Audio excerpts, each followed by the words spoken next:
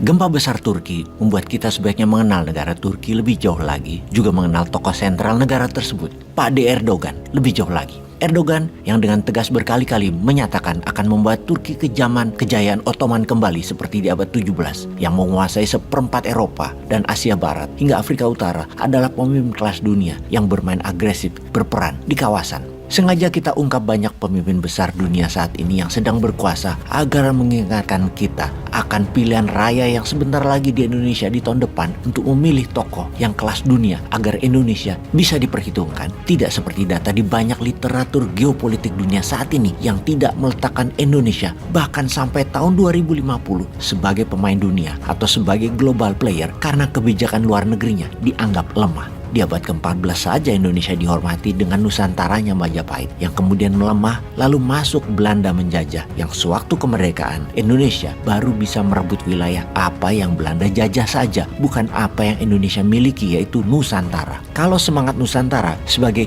visi bernegara, maka Malaysia, Singapura, Brunei, Selatan Filipina, Timur adalah wilayah Indonesia. Sama seperti semangat Erdogan yang akan mengembalikan kejayaan Ottoman di mana Suriah, Yunani adalah wilayah asli mereka. Juga ketika Great Rusia di bawah Tsar Rusia, maka sampai Polandia wilayahnya.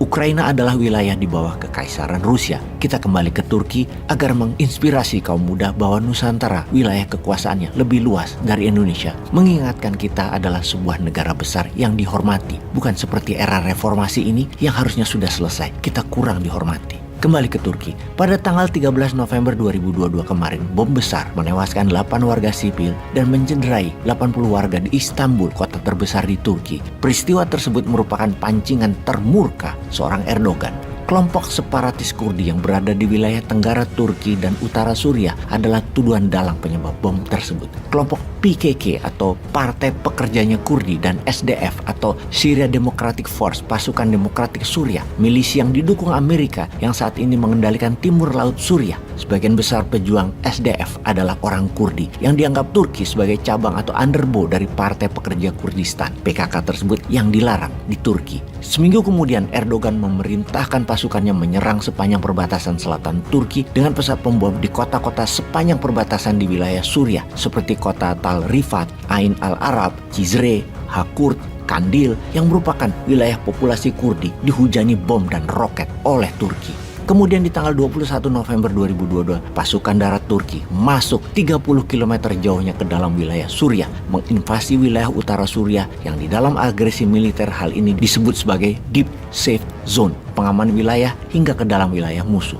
Dunia sedang fokus ke Ukraina. Turki menganeksasi Suriah bagian utara tanpa perlawanan berarti. Dan yang ini kita harus pahami sekali lagi mengapa Turki melakukan langkah agresi militer tersebut. Pastinya menunjukkan Turki memang pemain dunia. Buktinya lagi, Swedia dan Finlandia adalah contoh dua negara yang dimainkan oleh Turki. Kemudian juga Rusia yang hanya mau menggunakan Turki sebagai titik temu antara NATO versus Rusia. Yang berikutnya menunjukkan bahwa kesatuan nasional Turki adalah harga mati. Separatis Kurdi itu ibarat separatis Papua Merdeka. Demi menjaga deep safe zone, kalau perlu ambil seperempat wilayah Papua Nugini. Untuk itu kita harus memahami Turki versus Kurdi. Suku Kurdi adalah sebuah suku yang tidak punya wilayah. Mereka memiliki bahasa sendiri, adat istiadat sendiri yang berbeda dengan Persia, dengan Arab, dengan Eropa pastinya. Populasinya saat ini sekitar 30 jutaan warga Kurdi berada di 4 negara. Wilayah Turki yang terbesar sekitar 15 juta penduduk, yaitu di sisi tenggara Turki, kemudian sisi utara dan timur Suriah, juga barat Iran dan utara Irak. Suku Kurdi ini diperangi 4 negara tersebut ketika ingin merdeka. 15 juta populasi Kurdi menempati 1/5 wilayah Turki. Sisanya yang 15 jutaan berada di 3 wilayah negara, Suriah, Irak, dan Iran. Semua ini membuat suku Kurdi adalah suku terbesar di dunia yang tidak punya negara. Mereka sejak ratusan tahun ingin membentuk negara Kurdistan.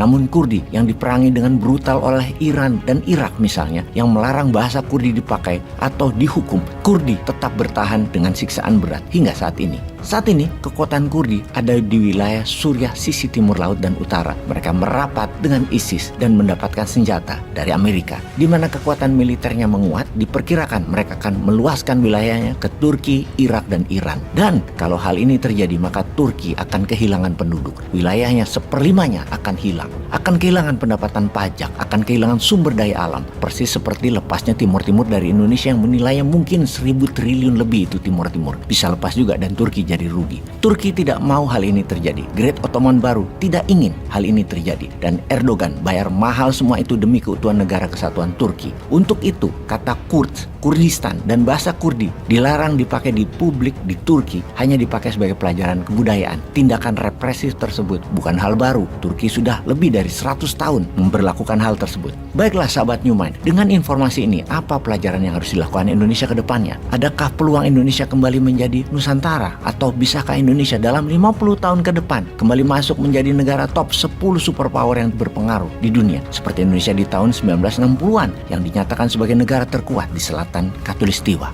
Peace.